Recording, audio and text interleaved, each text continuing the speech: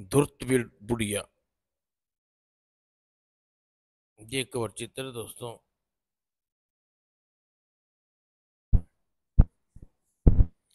बहुत समय पहले विशाल नगर में श्रीधर और यशधर नाम के दो मित्र रहते थे कि दोनों इतने पक्के दोस्त थे कि उसकी दोस्ती की लोग मिसाल दिया करते थे। दोनों गरीब थे और बेहद खूबसूरत न- नवयुवक थे। एक दिन यशधर की माँ की यशधर की माँ उसके पिता से बोली, ये जी सुनते हो, यश जवान हो गया है, उसके ब्याह की भी सोचो। मैं भी यही सोच रहा हूँ यश की माँ।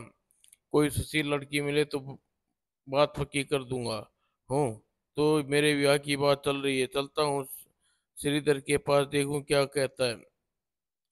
और यशधर ने श्रीधर के पास पहुंचकर सारी बात बताई। बधाई हो दोस्त तथा चाची, तुम्हारे विवाह की चिंता उचित ही है। अब बुढ़ापे में चाची को आराम भी मिलना चाहिए। मैं तो कहता हूँ झटपटा भाभी को ले आओ। वो तो ठीक है मित्र, मगर ब्याह के बाद मेरी पत्नी न जाने कैसी आए, और उससे हम दोनों की मित्रता को पसंद न आए तो। हाँ, यह बात तो चिंता की बात है। पराई घर की लड़की हम दोनों की दोस्ती के बीच में दीवार क्या बन सकती है। क्या ही अच्छा हो यदि हम दोनों विवाह किसी ऐसे घर में हो जहाँ दो सगी बहनें हों। ठीक है मित्र, मेरे माता पिता जब मुझसे ब्याह संबंध में बात करेंगे तो मैं उनके सामने यह शर्त रखूंगा कि हम दोनों दोस्त को एक ही घर की दो सगी बहनों से ब्याह करेंगे। बिल्कुल ठीक, इस तरह हमारी दोस्ती भी बनी रहेगी और आपस में रिश्ता भी बन जाएंगे। लेकिन किस्मत में लिखा कौन टाल सकता है। यह घर के माता पिता पुत्र की बात के बाद उसके ब्याह के लिए बातचीत करते उसके पहले ही विकास नगर में हैजे की महामारी भयानक प्रकोप, राम नाम सत्य है। और इस डर के माता पिता हैजा की बीमारी से बच न सके। और कुछ दिन बाद अब हम लोग बिल्कुल अकेले हो गए हैं। चाचा चाची स्वर्गवास के बाद हम इस शहर में भी मन नहीं लगता। ठीक कहते हो मित्र, महामारी प्रकोप के कैसे उजाड़ दिया है विकास नगर को। रोजी रोटी के भी कोई ठिकाना नहीं रहा। तो फिर क्यों ना हम किसी दूसरे शहर में चलकर किस्मत आजमाए। और फिर अगले ही दिन दोनों मित्र विकास नगर से किसी दूसरे शहर की ओर रवाना हो गए। और वह कुछ दूर ही पहुंचे थे।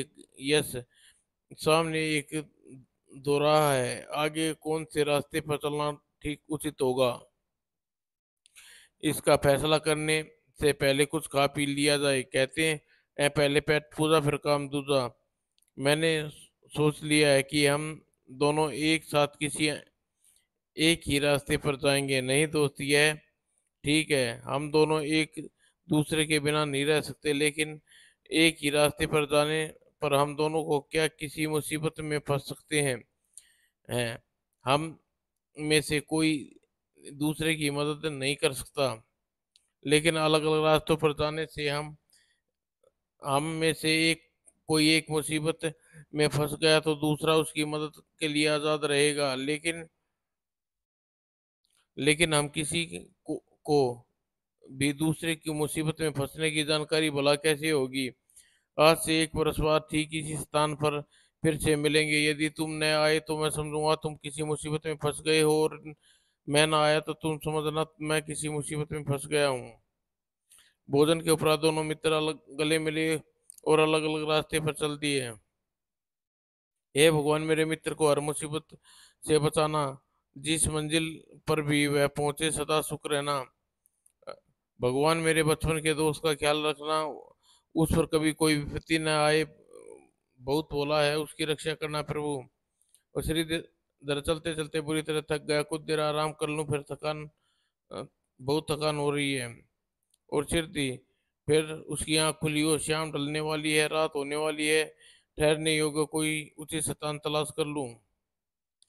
और अचानक श्रीधर के हाथ में एक चाबी लगी, वह चौंक गया। अरे यह कैसी चाबी है, यह तो सोने की लगती है चाबी। मेरी चाबी तो लोहे की थी, पर यह मेरी ही चाबी है, यह सोने की कैसे हो गई।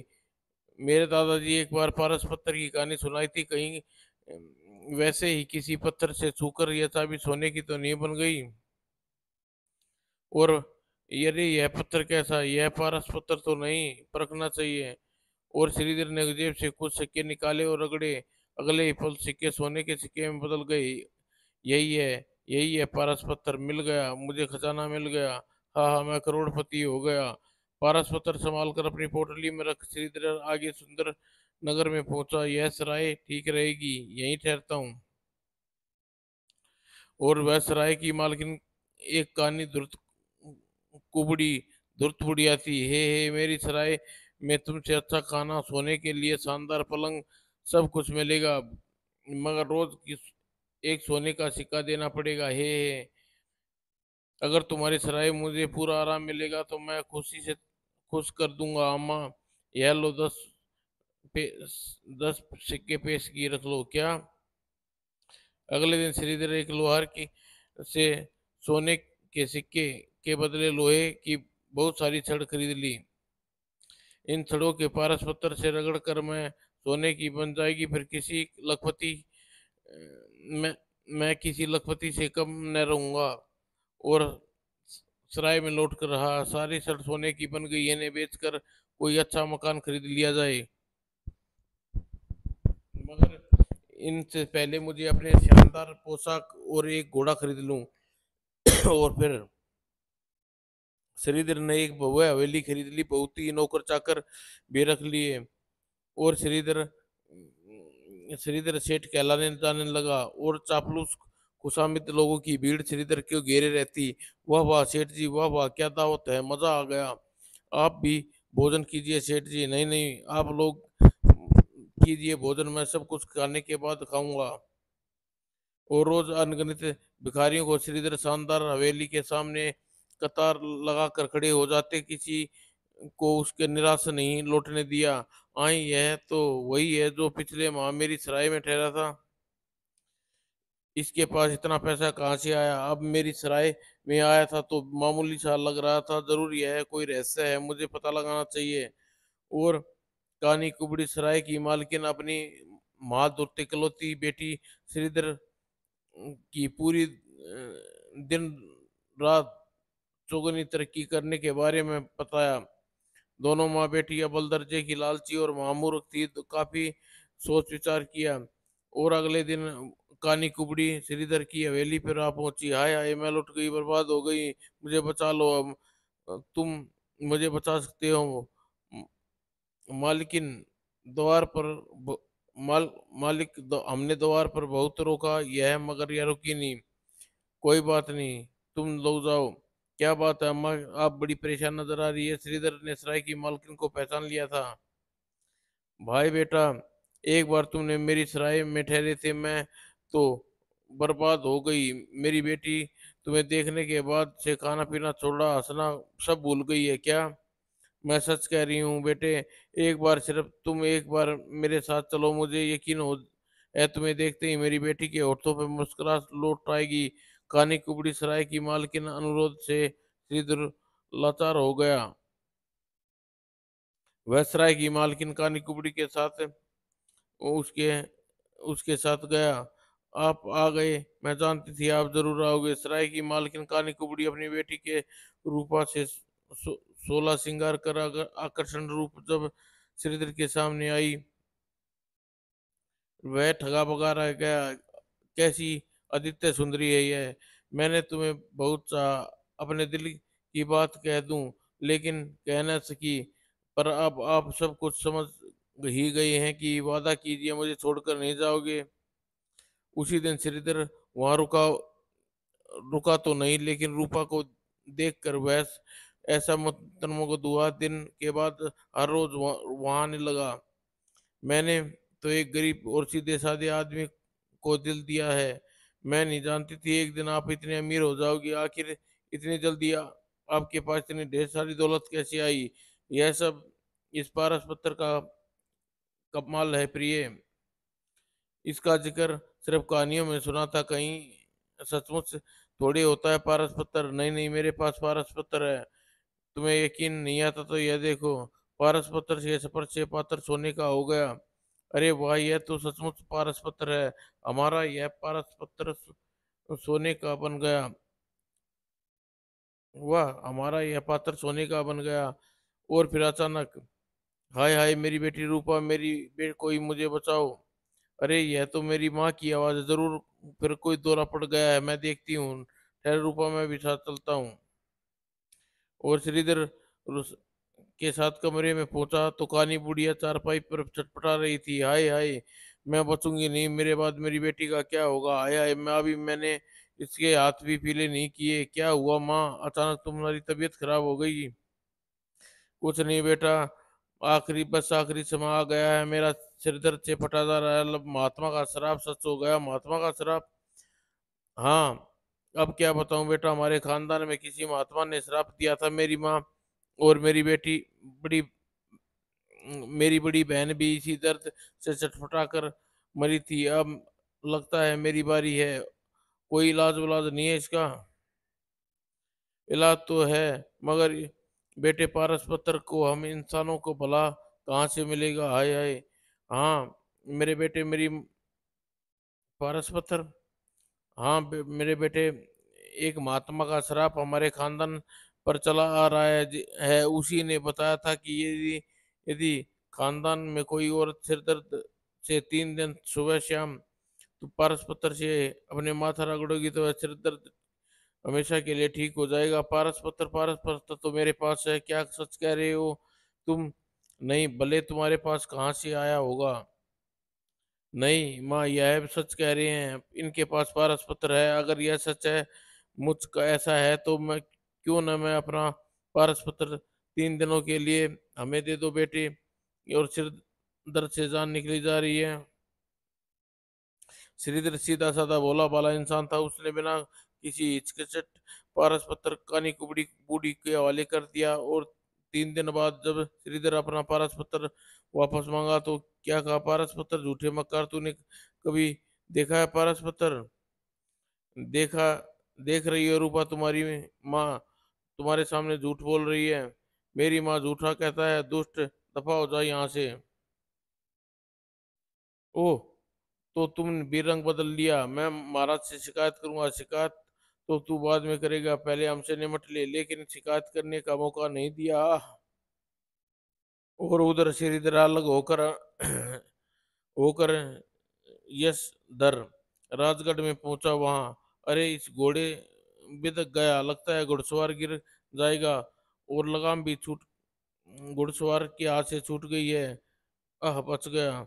और यश दर ने लगाम खींचकर बिदके हुए घोड़े को काबू में पा लिया। तुम कौन हो योग, और हमारे राज्य के तो नहीं लगते। यशधर ने अपने बारे में घुड़सवार को बताया। ओह, तो तुम काम की तलाश में यहाँ आए हो। महामंत्री हैं, हम यहाँ के महामंत्री हैं। हमारे साथ दरबार में चलो, तुम्हारे जैसे बहादुर युग को हम कोई ना कोई काम दिलवा देंगे। और महामंत्री इस राज दरबार में ले गए। राजा यशधर की बहादुरी के कारनामे बताए। ठीक है, तुम आज से ही हमारे साथ रहोगे यशधर। यश यशधर राजा के अंगरक्षक के रूम में रहने लगा और शिकार खेलने के अनेक अवसरों पर हिंसक जानवरों से राजा की जान बचाई। फिर एक दिन, तुम हमारे घनिष्ठ मित्र हो यशधर, इसलिए तुम्हें एक गोपनीय और आवश्यक कार्य सौंप रहे हैं। महाराज, मुझे मित्र समझा मेरा सौभाग्य। हमें अपने खजांची और कोतवाल पर शक है। तुम्हें गुप्त रूप से उन्हीं के बारे में जांच पड़ताल करनी होगी। इससे के बारे में कोई बार शिकायत सुनी है, परंतु जब भी उनके खिलाफ कोई पक्का सबूत नहीं, हम उसके खिलाफ कोई कार्रवाई नहीं कर सकते। हमारा सारा खजाना एक दिन खाली होता जा रहा है। और हमें शक है कि खजांची खजाने को धन चुरा रहा है। कोतवाल और चोरों बदमाशों की रिश्वत लेकर उन्हें छोड़ देता है। और राजकाज आजार अराजकता फैला रखी है और भ्रष्टाचार बढ़ता जा रहा है। मुझे विश्वास है महाराज, कोतवाल और खजांची को जल्दी ही सुधार दूंगा और यह असली चेहरा आपके सामने बेनकाब कर दूंगा। कैसे?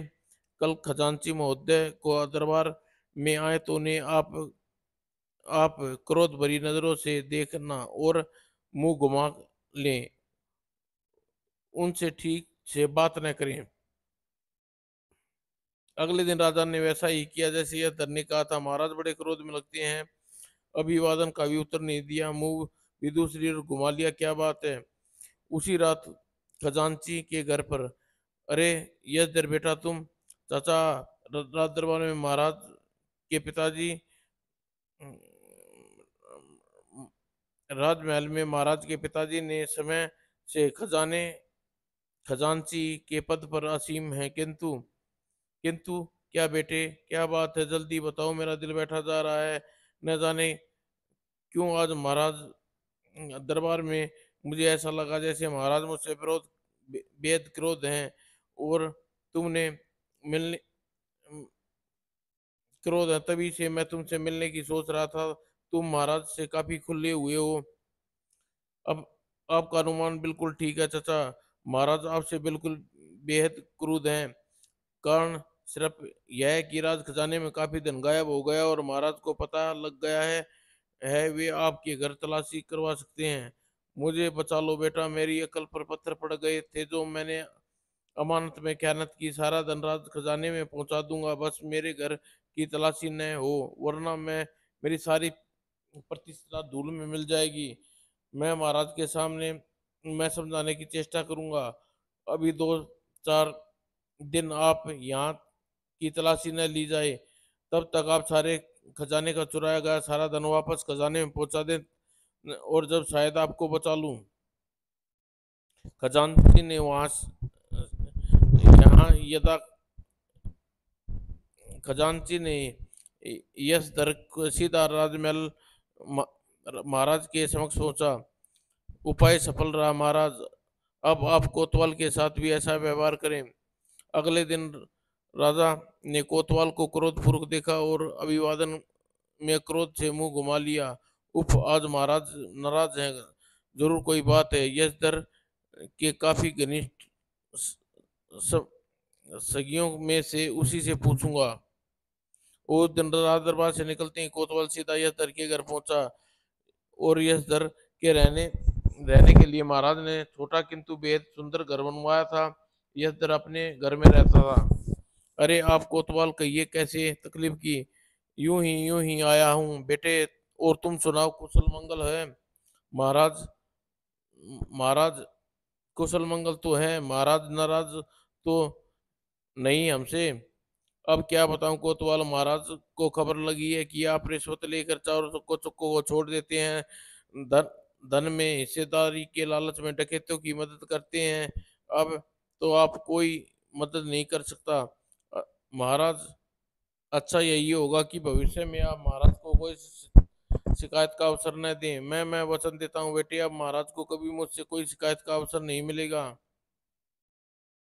अच्छा यही होगा कि अपराधियों को रिश्वत लेकर जो धन एकत्रित किया है वह महाराज के नाम से गरीबों जरूरतमंदों में बांट दो, वरना महाराज सेनापति को हुक्म देकर आपकी कोठी को तलाश से करवाएंगे, अवैध रूप से एकत्रित किया सारा धन जब्त कर लेंगे।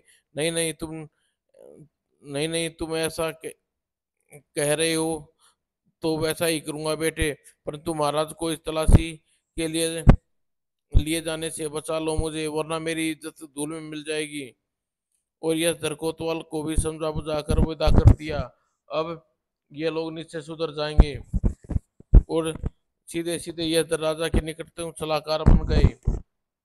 और 1 साल बीतने में कुछ दिन शेष रह गए। अरे मैं तो बिल्कुल भूल गया था, श्रीधर से मिलने का दिन करीब आते जा रहे हैं। महाराज से मिलकर 1 माह की छुट्टी ले लूं। 1 माह की छुट्टी, मगर इसलिए यह धर्म महामंत्री को तुरंत, तो 1 माह की छुट्टी मगर किस लिए? यह सर, महामंत्री तो तुम्हारे विवाह का जिक्र कर रहे थे। तुम तो जानते ही हो कि उसकी विवाह योग्य 2 कन्याएं हैं, जिनमें से बड़ी के लिए मंत्री ने तुम्हें पसंद किया है। और यशोधर ने जाने का कारण बता दिया। यह जानकर कि यशोधर अपने पुराने मित्र से मिलने जा रहा चाहता है, महाराज ने खूब धन धान्य देकर उसे राजसी ठाठ के बाट से यशधर को विदा किया। मुझे राजकुमारों जैसे रूप में देखकर यशधर कितना खुश होगा। चलते चलते शाम हो गई। यशधर एक बाग में नजर आया। उसके निकट एक सुंदर हवेली थी और खूबसूरत सराय थी। यशधर बाग में पहुंचा। मेरा नाम यशधर है और राजगढ़ से आया हूँ। शांत रात गुजारने के लिए थोड़ी जगह मिल जाएगी अवश्य ही। और एक सुंदर कमरे में यशधर मेहमान यशधर आराम से के लिए इंतजाम किया। आह, कितना शानदार पलंग है। पलंग पर लेटते ही यशधर को नींद आ गई और आधी रात को यशधर की आंख खुली। के लिए पानी पीने के लिए उठा, तभी अचानक दृष्टि बाहर आसमान पर गई। अरे वाह, क्या देख रहा हूँ! उड़न खटोले में दो परियां।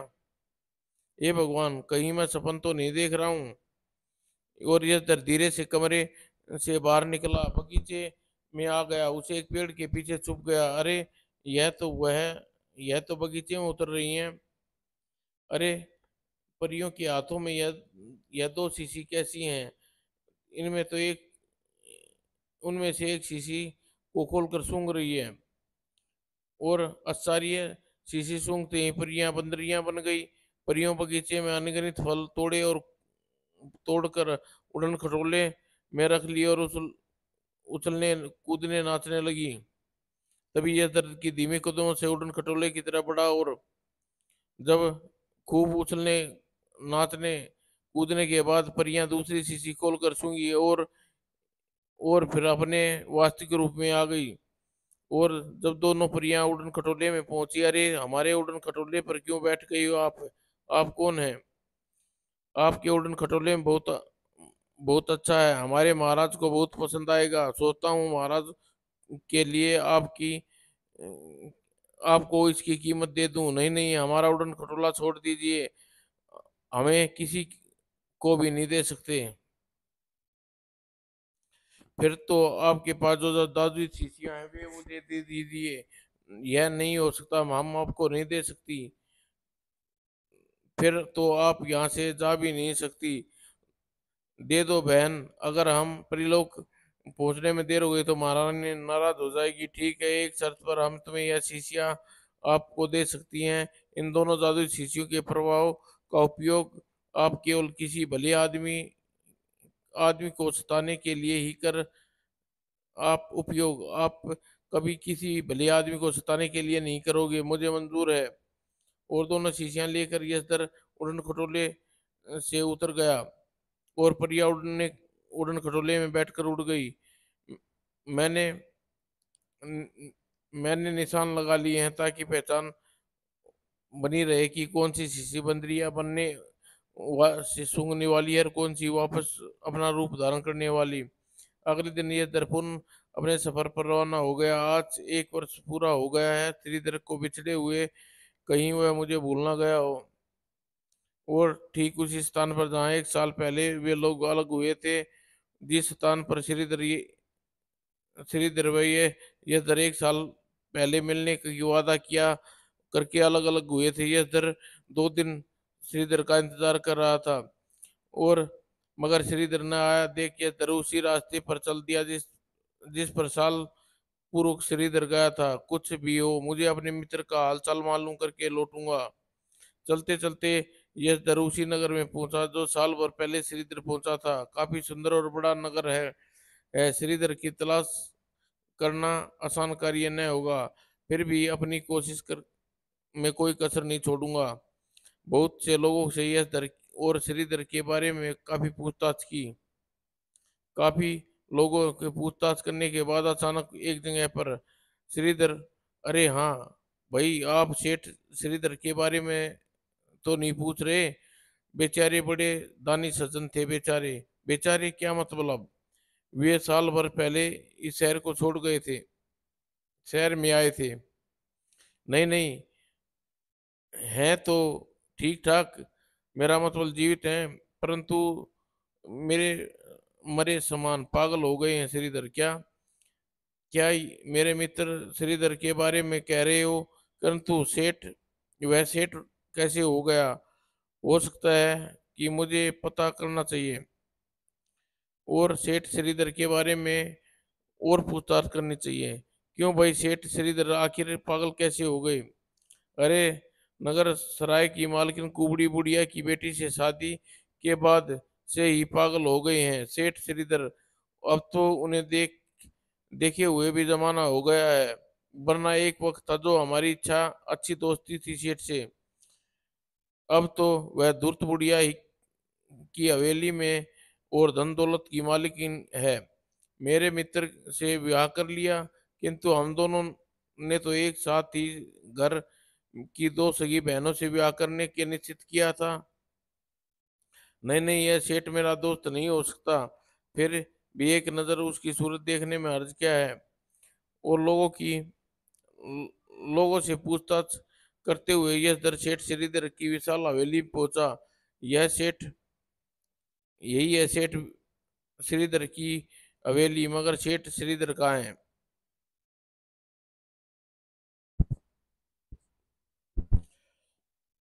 यश दर अंदर जाने लगा तो दरबार ने उसे रोक लिया। तुम अंदर नहीं जा सकते। किसी को भी अंदर जाने की इजाजत नहीं है। किंतु मैं सेठ श्रीधर का मित्र हूँ। तुम चाहे कोई भी हो, मालकिन की आज्ञा है किसी को अंदर आने न दिया जाए, और मैं तुम्हें अंदर नहीं जाने दूंगा। यशधर ने दरबान को बहुत समझाया बुझाया, किंतु दरबान उसे अंदर नहीं जाने दिया।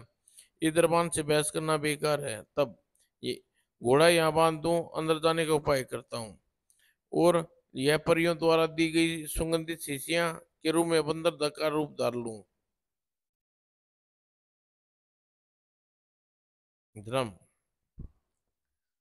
बंदर बना यह दर हवेली की एक खिड़की पर पहुंचा। खुली खिड़की से अंदर कूद गया। तभी हे राम, बंदर यहाँ कहाँ से आ मरा? और कानी बुढ़िया ने बंदर को लाठी घुमाई, मगर यह दर उछलकर छत पर लटका फानूस पर पकड़ लिया, और फिर तड़ाक। अब कानी बुढ़िया उठती, बंदर बना यह दर छलांग लगाकर उस कमरे से बाहर निकल गया। और श्रीधर को ढूंढने के लिए यशधर ने हवेली का चप्पा चप्पा छान मारा। आखिरकार यह नीचे की ओर जाने वाली सीढ़ियां कैसी हैं, शायद तय करना है, नीचे चलकर देखूं, शायद वहां श्रीधर दिखाई पड़ जाए। और नीचे तहखाने में, हाय, लगता है जिंदगी भर इसी तहखाने में सड़ना होगा मुझे। अपने घर घर में मुझे कैदी बना दिया इन चुड़ैलों ने। काश मैं पार्लर पत्नी ने न देता। उफ, नौकर चाकर सभी इन्हें को सोने का गुलाम बना दिया, और इन्होंने सब कुछ बिक गई इनके हाथों। काश मेरे दोस्त यश दर को मालूम हो जाता हुआ मेरा हाल, तो तो यह मुझे यहाँ से निकालने की बात यत्न करता। श्रीधर, आई मेरे दोस्त यश दर की आवाज, लेकिन लगता है मुझे भ्रम हुआ है। वह बंदर कहाँ से आ गया? और श्रीधर उलझन में पड़ा था कि यश दर ने वास्तविक रूप मिलाने वाली सुगंध सुगंधी को सूंघकर अपने असली रूप में प्रकट हुआ। यश दर श्रीधर गले मिलकर कुछ देर बाद दोनों मित्र ने आंसू बहाते रहे। फिर श्रीधर ने उसकी दुर्दशा का कारण जानने के बाद, मैं उन दुष्ट माँ बेटियों को जरूर सबक सिखाऊंगा, आज सिखाऊंगा, और यह सब्र कर लो। कल हर हालत में तुम कैद से आजाद होगी, यह मेरा वादा है। और फिर पुनः बंदर बनकर उछलता कूदता हवेली के बाहर चला गया, और पेड़ों की ओट में जाकर उसने अपने वास्तविक रूप धारा। और वहां से यश दर एक दोरी की दुकान पर पहुंचा। इत्रदान बनाने वाले दो इत्रदान बनवाने हैं, एक चांदी का, एक सोने का। हीरे मोती के जड़े हों, बन जाएंगे हजूर। आज ही, आज कैसे बन सकते हैं हजूर? कुछ दिन लगेंगे, परंतु मेरे पास इतना वक्त नहीं है। कीमत आपको मुंह मांगी देने के लिए तैयार हूँ। इत्रदान मुझे कल सुबह सुबह हर हालत में चाहिए। मुंह मांगी कीमत मिलने पर जोहरी इत्रदान कैसे ना बना तैयार करता। उस रात उसने एक खूबसूरत इत्रदान तैयार किया, और अगली सुबह यह यस दर जोहरी की दुकान पर आया। यह लीजिए हजूर, इत्रदान बिल्कुल ही तैयार ही रखे हैं। फिर यस सर ने बहुत सारी इत्रों की शीशियां खरीदी और इत्रदान में रख ली। और यस सर ने सोने के इत्रदान में अपने पास पास की दोनों शीशियों में से एक शीशी रख ली। अब ठीक है। और उसके बाद हवेली के मुख्य द्वार पर पहुंचा। अरे तुम्हें कल यहाँ कहा था, अंदर जाने किसी इजाजत नहीं है। सुनो भाई मैं उमंग सुनो भाई मैं आनंद से आया हूँ, इत्र का व्यापार हूँ। सेठ श्रीधर ने हमेशा मुझसे कुछ ना कुछ इत्र की शीशियां खरीदते रहे हैं। जब मैं यहाँ आया तो निराश नहीं लौट सकता, इस बार भी खास इत्र लेके आया हूँ, जिसे एक बार सूंघ लेने से आदमी की उम्र 20 वर्ष बढ़ जाती है। क्या सच? यदि ऐसा इत्र है तो एक बार मुझे भी सूंघा दो। एक दो बार? अरे यार, तुम्हें तो पूरी शीशी दे दूंगा मुफ्त में, लेकिन सेठ जी सेठानी जी एक बार मिलवा दो। सेठ जी तो नहीं है, सेठानी जी तुम्हारी मुलाकात अवश्य करवा दूंगा। अरे तो फिर उन्हीं से करवा दो, हमें इत्र बेचने से मतलब है। लेकिन पहले इत्र की एक शीशी तुम मुझे दो। जरूर भाई, ये लो। और यह दर ने चांदी के इत्र की एक कीमती शीशी दरबान को मुफ्त में दे दी। और फिर दरबान कानी कुबड़ी बुढ़िया की रूपा को जाकर बताया, मालकिन, अदन के एक इत्र व्यापारी आया है, वह बहुत पीछे पड़ा है। हमारे किसी मालिक या मालकिन से किसी से मिलना है। कहानी को बड़ी बुढ़िया उसकी बेटी रूपा बैठक में बुलाया। कैसे कैसे इत्र है तुम्हारे पास? अ- अश- हसीनाओं की हुस्न, दिन दूना रात चुगना, निखारने वाला इत्र, उम्र बुढ़ा उम्र बढ़वाने वाला इत्र, सौंदर्य निखारने वाला इत्र दिखाऊं मुझे? उम्र बढ़वाने बढ़ाने वाला इत्र कौन सा है? यह इत्र सूंघ लीजिए, आपका रूप सौंदर्य अप्सरा को मात देने लगेगा।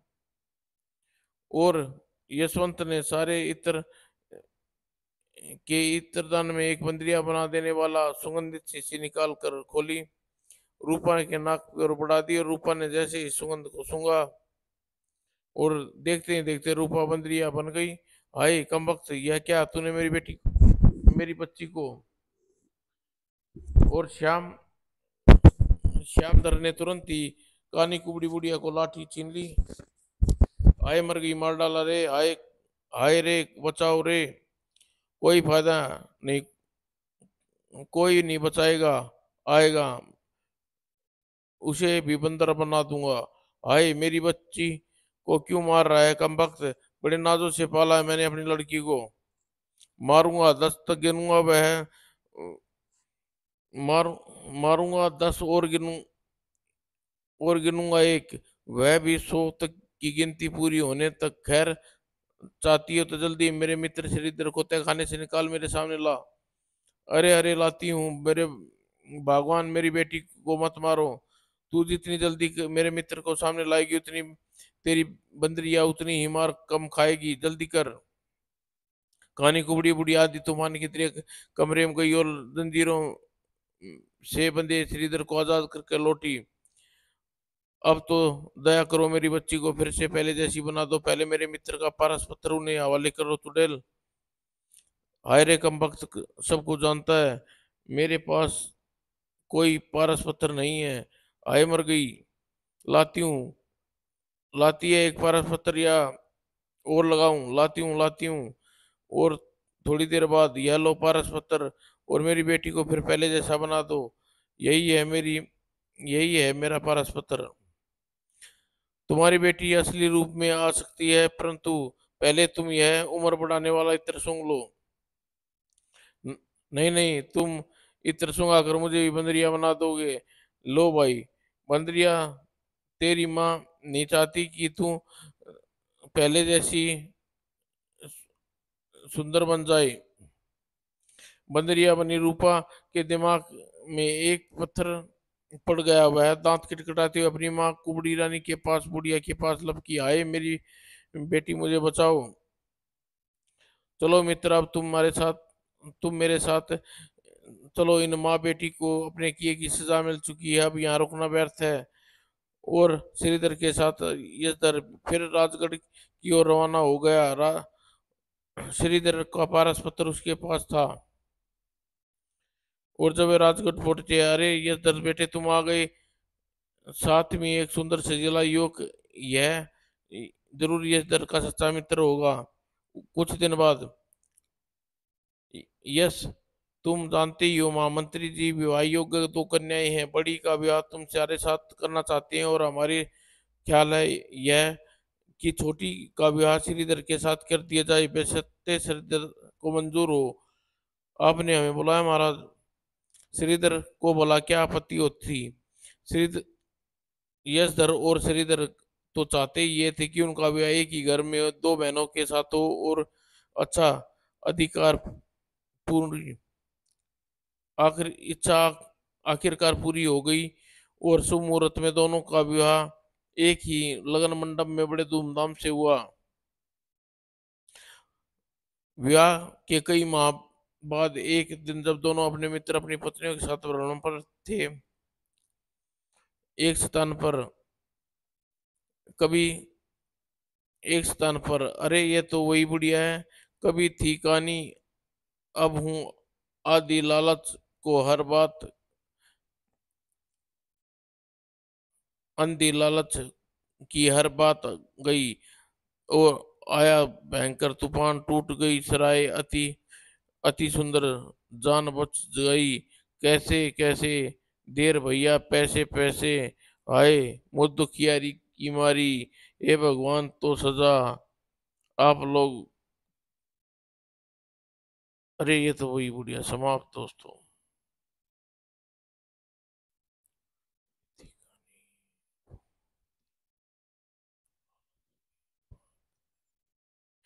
कभी थी कहानी अब हूँ अंधी, लालच की हर बात है गंदी, आया था भूचाल भयंकर, टूट गई नगरी की सराय अति सुंदर, जान बच गई जाने कैसे, देना भैया पैसे पैसे, आए मुद्दुखियारी की मारी, भगवान ने सजा दी आप लोग तो दया कीजिए माई बाप। समाप्त।